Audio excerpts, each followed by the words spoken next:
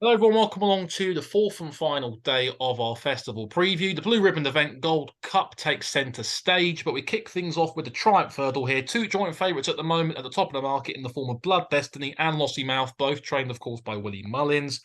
Jack, I'll start with you. Lossiemouth will go with first. Last time out, ran a great race at Leopardstown, had a horrible trip round turning for home, got shuffled back, and still managed to come second. Had she not been bumped, do you think she would have won? And also, what do you think of her chances here at Cheltenham in the Triumph? Well, to be honest with you, I'm very excited by her, namely because her name is actually, there's a little bit of trivia for people. So she's actually named about a little town on the very north of Scotland, famous for having an RAF base that was up until recently the home of 617 Squadron, the Dam Busters. And like the Dam Busters, she is going to absolutely wallop this lot. I really like her. I think she's been absolutely fantastic. Um, I'm trying to make a case for a couple of others. Blood Destiny, very good on their latest run and probably justifies the likes of joint favoritism rather. But I don't know. I think I agree that if she doesn't get bumped, Lossiemouth wins. I mean, she was very impressive last time, well, the time before. What I like about her as well is if we look at the actual race comments regarding that, the race comments read chased a clear lead headway at the second, led going easily at the last.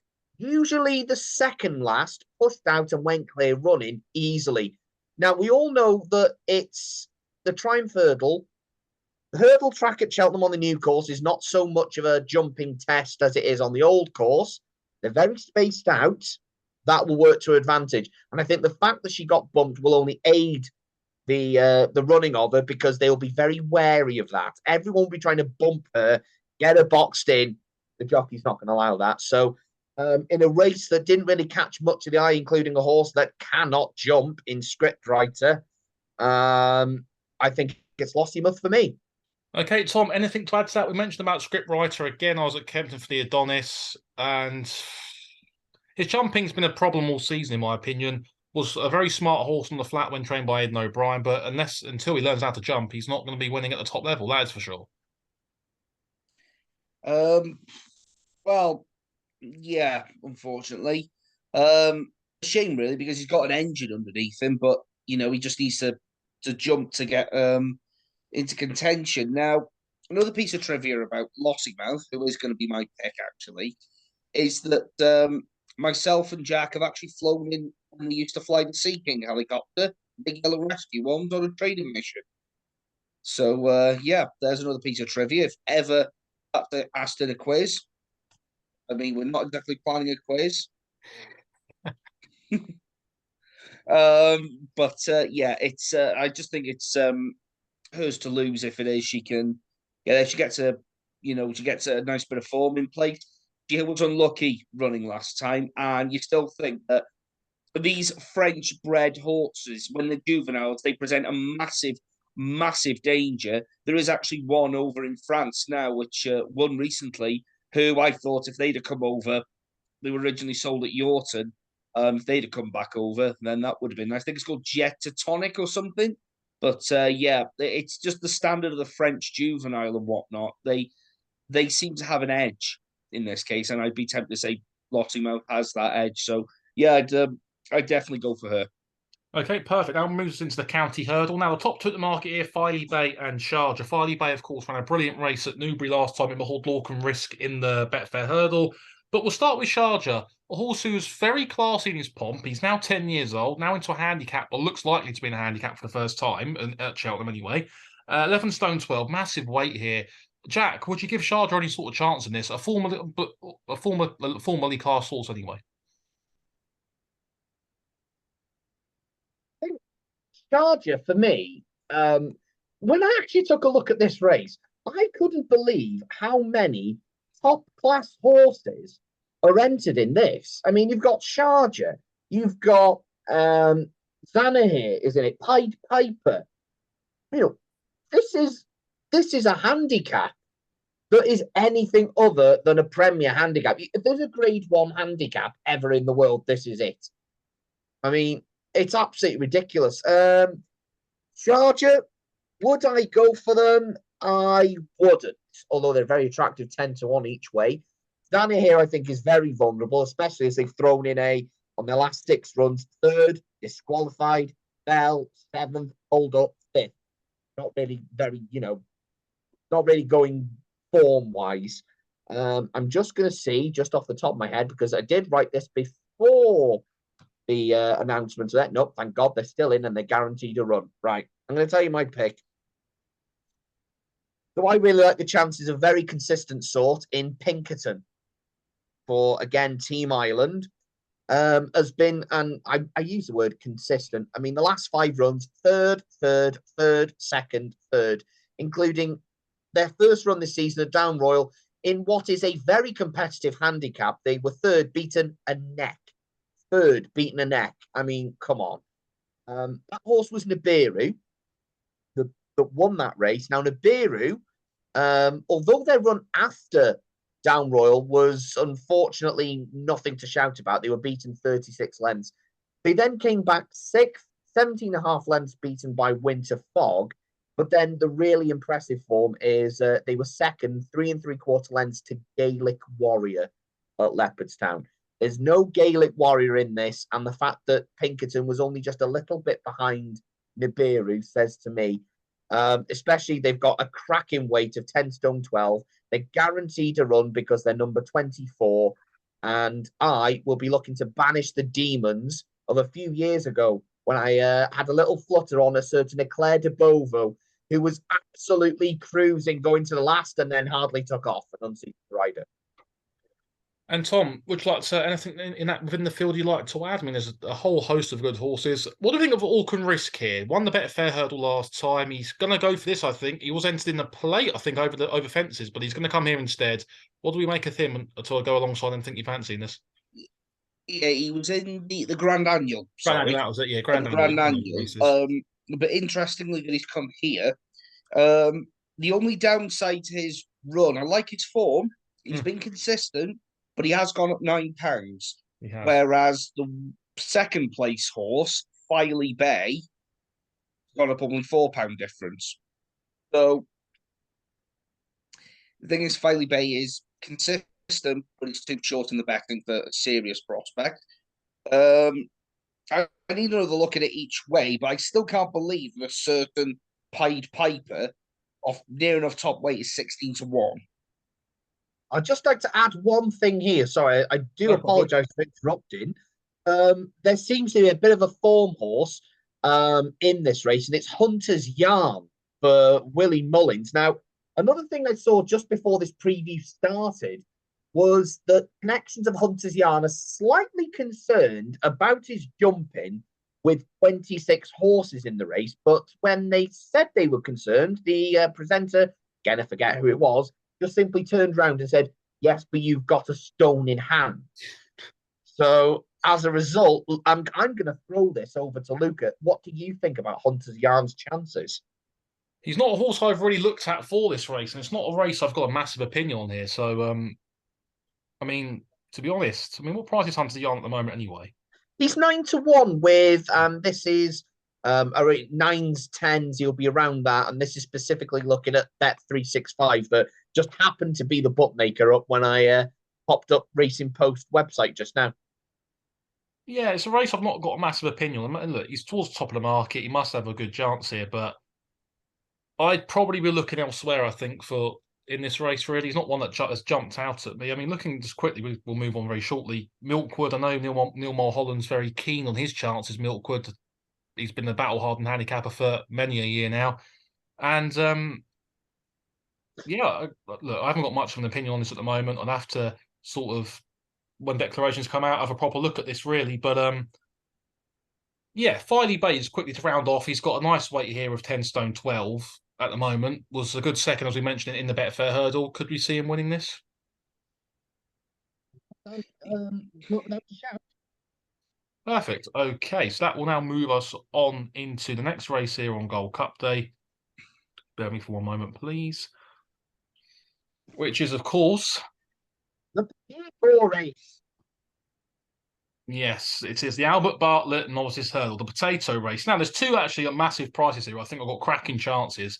I was a big fan when Rock My Way won the trial, well, won the Ballymore trial, I think it was at Cheltenham, just at the start of this year. The scenes after the race with Sid Hosey in the parade ring diving on people was absolutely fantastic. Rock My Way, I was very impressed with him actually when he comes second in the previous start 50s at Cheltenham. I think it was behind We've All Been Caught, I think it was in the end. I could be wrong, but that rings a bell. I think it was.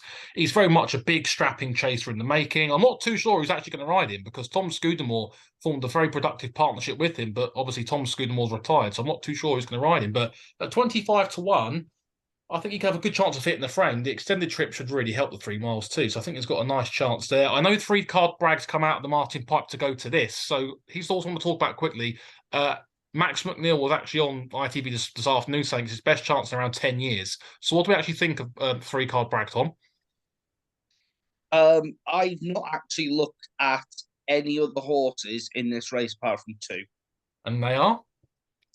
Well, the first one is American Mike, because I think he should be running here. Because he should be running here. He's a big, lengthy gelding. Yeah. Needs 3 miles, wants to be a 3-mile chaser. But can he jump well enough, though? His jumping's let him down all season long. Can he jump well enough to win a race at Cheltenham? I'm sure he can, but if he's not in this race, then there is one horse out there that I was very taken to on his most recent performance. So I've mentioned Doncaster a fair bit, and I've mentioned the River Don for Marla Mission. This one also is a mentioning of the River Don. Now, this year's renewal was won by Maximilian from Donald McCain, who are not too far away from us here. Well done, Donald. But he came straight away and said, I'm not sure we're going to go to Cheltenham with this lad. I really don't like Cheltenham. I think he's more suited to Aintree. But then you have to look further back into who could have run and who to take from the race. And that's Stay Away Faye. Now, Stay Away Faye has only ever had in their life 3 runs.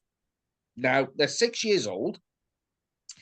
First one was a win at Lingstown in a point-to-point by 6 lengths. Went for a rather large amount of money then, as all Irish point-to-point winners over first time out at 4 tend to do so.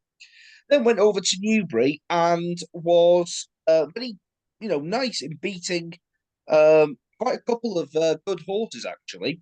It was a long run in that day, but he beat He's a Geezer by 5 lengths and Russian Ruler by 15.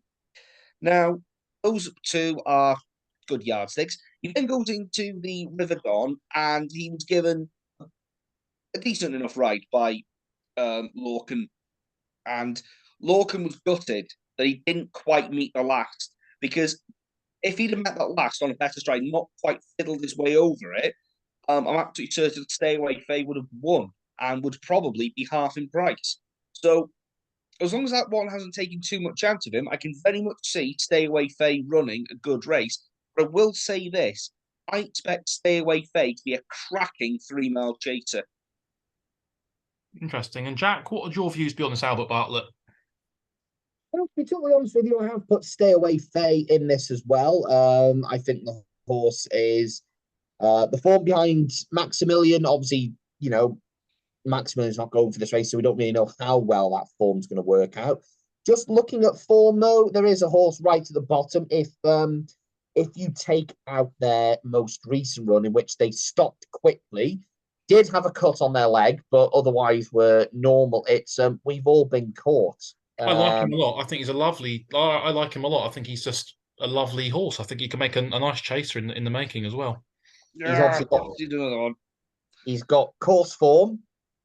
He won in January, 2.5 mile, Rock My Way, made virtually all in the race. I was very impressed with him. Good form to Rock My Way too as well. Next time great battling form. It obviously went quite to pot at Leopardstown, but there's no official reason being given. Obviously, I might sound like a bit of a hypocrite for not backing Facile Vega when obviously he had a blot like that, but I am going to go simply on potential and the fact he's got course form, and he was only 10.5 lengths behind Hermes Allen, who, let's be honest, he's one of the fancied horses for the Ballymore. It could be anything. It remains to be said. I mean, he's 25-1. We've all been caught.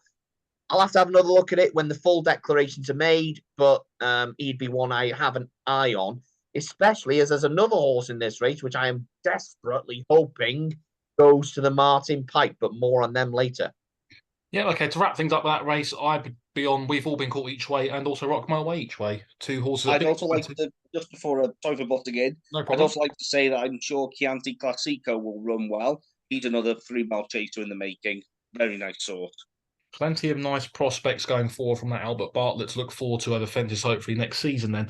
So that brings us into the big blue ribbon of the week, the Cheltenham Gold Cup. Right, we're going to start with Galopin Des Champs. Last time out of Leopardstown, hit the line very strongly, which does suggest there should be no problems of getting the extended trip in the Gold Cup. Does he blow this field apart? It's a strong field, but is he a good horse and does he blow this field apart? No. Okay, expand. It's going on hope. Will he get the extra 2.5 furlongs? Will he get that extra 2.5 furlongs? The way in which he finished, though, suggests that he probably will. Hit the line quite strongly. He wasn't stopping. And to the eye, that's what we'll see. But you seem to think, is there a horse in the race that's got added stamina who goes, and there are plenty you do. You've got Noble Yates, who won the Grand National. I'll talk about him very shortly. Yeah, we've got also Statler. It's 103.6. He won't be stopping at the end. It's the same situation really as Conflated, because Conflated was behind Clandeobo by a length over 3-mile 1 in the Mile Bay last year. And I'll just lower there. There's Conflated in the middle. Here's Pricked. He wasn't far behind at Down Royal. I think he could run a nice race. Still question marks over Brave Man's Game. Will he get the extra distance? The same prospect. It's more wide open than you think. And I must admit, I can't take Absolute Hard because of their recent runs. Recent run, rather. So I'll have to have another look at it. But I think it's possibly going to be Statler or Conflated, maybe.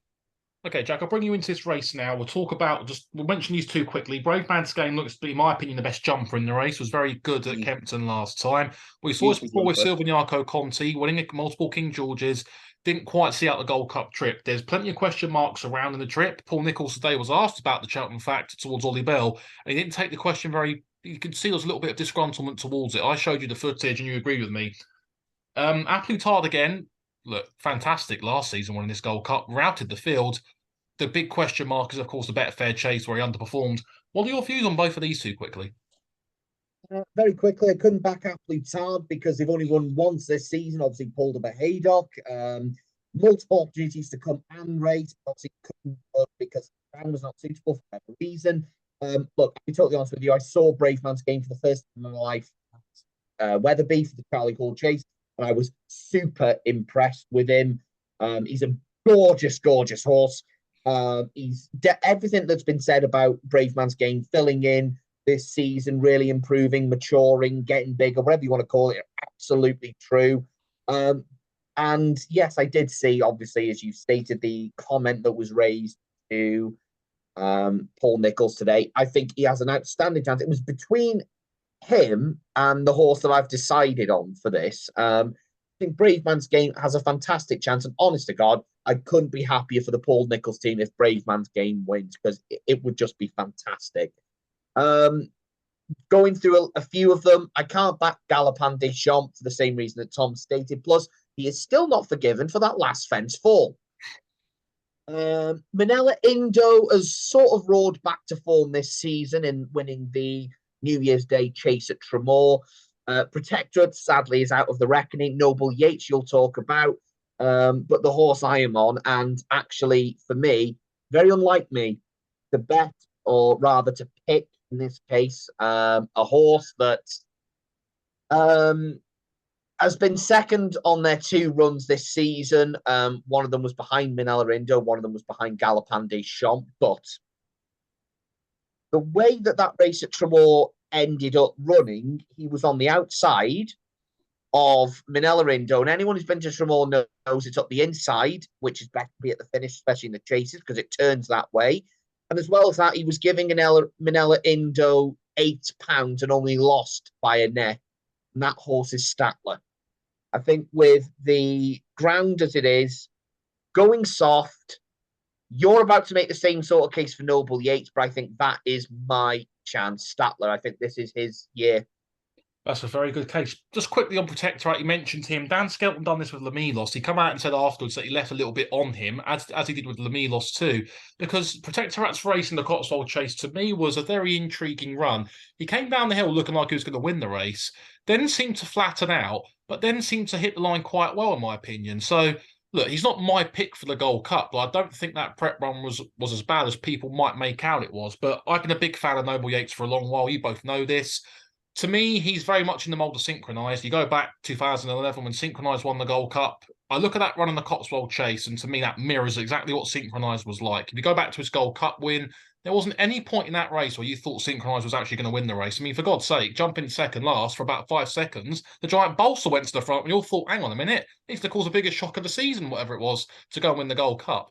But I just feel with the extra two furlongs, the way in which Noble Yates finished, I think that's going to be right up his street here. There's plenty of uncertain stays in the field. Similar to Statler, Noble Yates stays very well.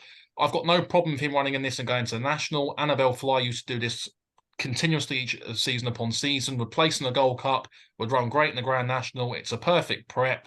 I think he's got a cracking chance here. Sean Bowen's a fantastic jockey. His run in the Many Clouds was brilliant.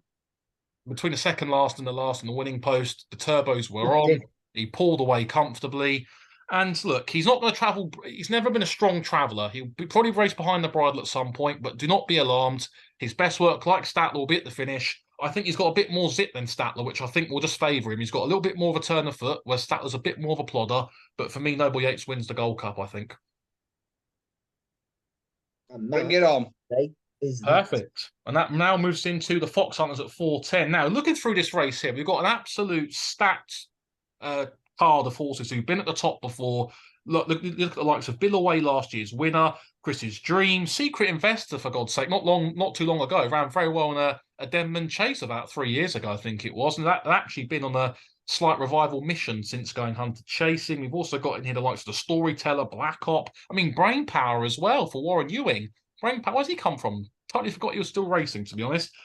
Look, it's going to be a tough race, this. We'll start with Vorselay, the favourite, 15-8 at the moment. What do you guys think of this race? Because you guys cover a lot of the point-to-point meetings with your photography business at the moment. So what would your guys' views be on this for the Fox Hunters? Tom, I'll start with you. Well, he's been running mainly hunter chases, which, they're point-to-point race, hunter chases over race courses. Yeah, there's some decent form in there and whatnot, but I think it's just a case of he just keeps winning, and that's why he's at the top of the list. It's a race full of in-depth. I have to take a deeper look at it.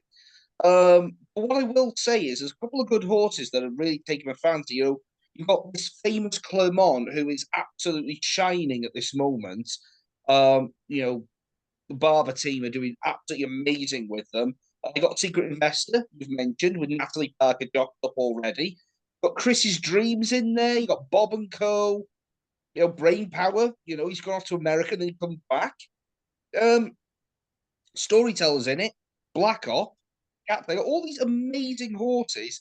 I will say this one big shout out, if they do get there, to Miss Olive Nichols, who is Paul's daughter, going there, first ride in a major race of this kind.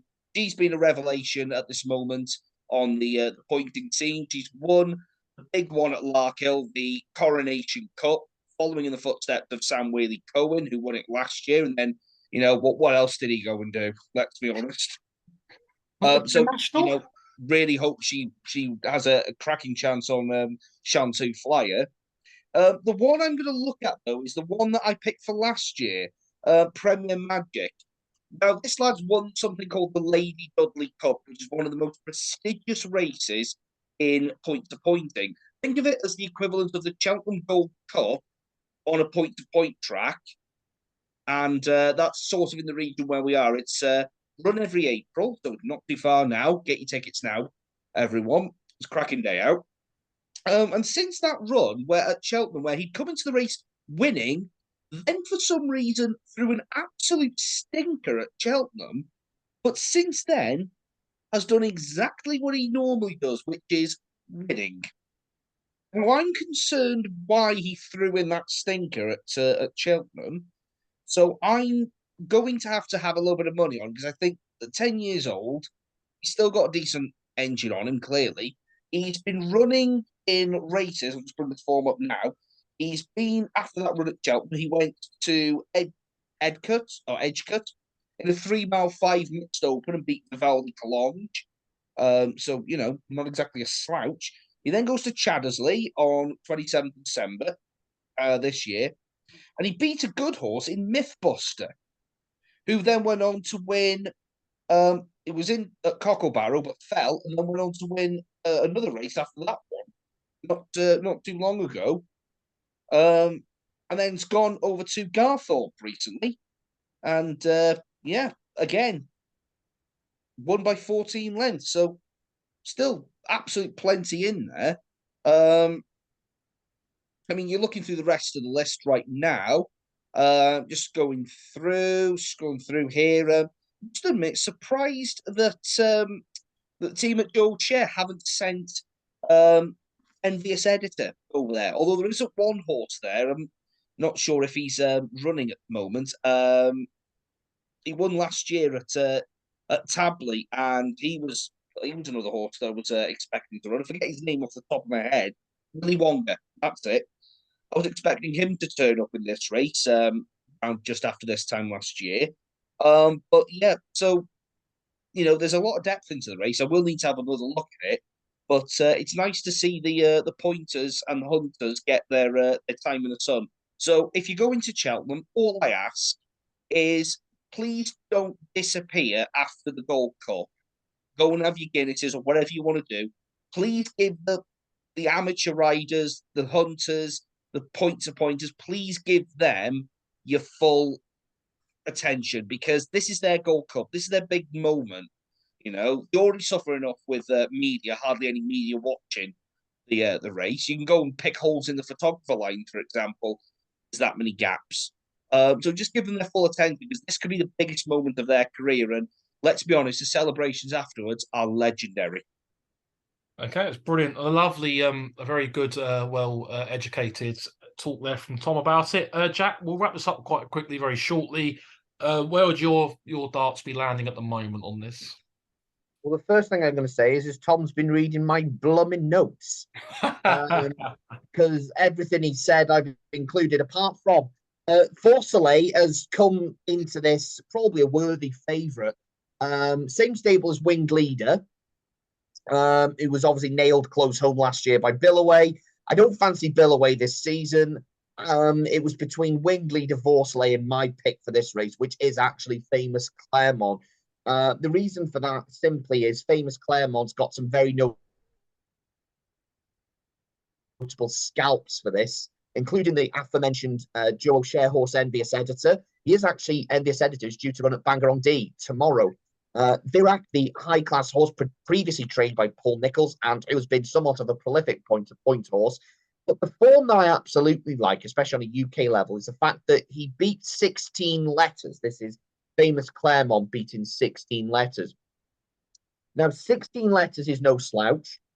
And that horse turning in at Larkhill last month in the Coronation Gold Cup looked like the winner. But Olive Nicholls aboard Vera Flay had saved the horse, got some air back into the lungs, got some stamina, and after the last fence took off. So if Famous Claremont beats 16 letters and Vera Flay's beats 16 letters, and let's be honest, Vera Flay won the other day as well. So the form is absolutely bang rock solid there. Plus, Paul Nicholls says the best thing they've ever done with Vera Flay was to take him off for a year. He kind of broke down at Kempton, and they gave him time to recover, put him back in the point-to-point sphere, and he's been absolutely fantastic since. So that would be my pick. Perfect. Okay, we'll skip the mare's chase because I want to focus on the Martin Pipe for the last 10 minutes of this. Quickly, a couple of horses in here I'll mention. Langadan, is he going to run in this, you guys think? I think it's going to be, looks like he's not going for the Martin Pipe, is he? Okay, it's cleared up. Not according to the exchanges at all. Okay. I will just say, for me, it's Allegory Devassi in the mares. Okay, no problem at all. Martin Pipe landed on just actually one I want to talk about here. Mai Tai, you mentioned right at the top of the preview. Looks like he's going to go for this. I can imagine they'll probably put Lorcan Murta on this Harry Fry's conditional, taking £5 off. Very good, capable young jockey. I think he's got a cracking chance in this Mai Tai. And also, I don't think he's going to run in this, but I think he's going to go to another race on the during the week. Benson, who won the Moor Battle during the week. I think he's going elsewhere, but I thought he had a good chance to surely run. Also, you mentioned about the Fox Hunters not getting the media coverage. Anyone who's sticking around, these lads are top jockeys. Give them a chance, watch them, support them. These are lads who are going to be the future of our sport in the next 10 years' time. It's a big day for them too, just like it is the amateurs. And it's disappointing, really, with the media, in my opinion, and the coverage these young jockeys get, not just on the not over jump, sorry, but on the flat too. They're top talents. This is their big day, just like it is with the amateurs. Don't leave before the last race if you can. Stick around, watch it, support them. They're top young talents, and just it's their massive day, and it really just disappoints when you walk out into a depleted paddock at Cheltenham. It can't feel that good. But for me, in this last race, the Martin Pipe, I'll probably be back in my eye in this. Okay. Now, there is one that I'm looking at, and they're a bit short in the betting for my liking at the moment. Now, I was absolutely gutted when this horse was declared at Wexford on Halloween. Yeah, it's a horse called Imagine. Now, usually I would have expected Gordon Elliott, the trainer, to have sent this one to Down Royal. He did have the horse entered at Down Royal, but decided to take them to Wexford instead the week before. And I was gutted because I genuinely looked at this and thought this one could be a serious horse. Now, they were second at Navan in the Gibneys for Auction Novice Hurdle over 2 miles, the Hercule de Soy, by not that far. They then went over to Go Run and ended up coming second again. And then, unfortunately, second night they struck again back at Navan when they were behind certain Hunter's Yarn. So if Hunter's Yarn goes off in either the Supreme or the County and ends up doing rather well, I would suggest that Imagine will go off favourite for this race. And they're probably going to be the one I'm looking at. Although I can also think that, Langadan's the plunge horse for everyone, dumping whatever money you've got left in your change, throwing it in and whatnot. But the first last year. Yeah. Everyone was doing it last year. It might end up the same, really. But yeah, I think Imagine may be the one because it normally goes to Ireland. Yeah. And quickly, Jack, to round things off, your pick for just quickly, how on earth did Galopin Des Champs win this race a couple of years ago? Mind-boggling. But I picked it. Absolutely. Honest to God, I picked him. Tom, you will verify that I could not believe what I'd had a bit of a stinker of a Friday, and I looked at Galopin Des Champs and I went, that's definitely going to win. The reason I picked him is because this sort of race in the last couple of years, last year's winner was Banbridge. There we go, Banbridge. So right. We obviously know this race is won by a very classy sort, and what tends to happen is the same as what Tom experienced when we were at the festival in about 2016, 2017, when Road to Respect won the plate. You normally get a very classy horse, comes into this, usually a novice, a bit under the radar, normally does okay, doesn't necessarily win, hence why they're in this race and not a grade 1 event. And the horse I like this year fits that profile, and it's from Gordon Elliott's stable, Gigginstown House Studs, Cool Survivor. Now, they're only 4.5 lengths behind Good Land in the same Leopardstown race that we've all been caught was last in. The previous race to that, they were second by 8 lengths and first by 2 lengths. So again, that isn't necessarily the form that you would think going into a race such as this caliber. But they've won at 2.5 mile on good ground. They've won at 3 on heavy. So that sort of distance is not a problem. They were 6th to Facile Vega last year at Leopardstown, or the year before, rather, to end of 2021. And I just think if they stick a very good conditional on this lad, I think he could be Galopin Des Champs and Banbridge Mark II. Again, the race will probably cut up a little bit more. We won't know the proper targets until a few days from now, but he would be the horse that I think I would be looking at for this race. Perfect. Right, guys, before we wrap things up, your best bet of the week. Tom, you first. Oh, I would say potentially. I would say maybe things like final orders 7-1. Very sweet on this lad. Although I would say stay away Faye or American Mike, because I do really, really think them. Like I say, me and Jack are photographers. We would like to have been there as photographers, and this is merely something we do for a bit of fun. We're not serious punters. We're more likely to be photographers, but this is just, we got a knowledge of racing, and we thought we'd share it and whatnot. So, yeah, that's what I'd say. Am I a better photographer than punter? Probably. Hello, right behind and whatnot. But yeah, I'd say final orders impressed me at Down Royal, and I think he's one to take from all my bets. Okay, Jack, we've got a couple of minutes left, so we need to try and wrap this up quickly. But who's your best bet? Give us one, your best bet, and then each way quickly. My best bet is an each way, probably. I Okay. think the horse that I'm going to put everything on for my bet of the entire week is Constitution Hill. No, I'm joking. Somebody did that. We know somebody did that.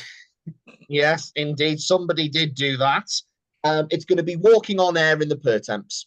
Okay, and just finally, my nap of the week, you guys know it, Jerry Chltenham, and also I think Noble Yates is the best each way bet of the week in the Gold Cup. 8-1, should probably finish in the first three anyway.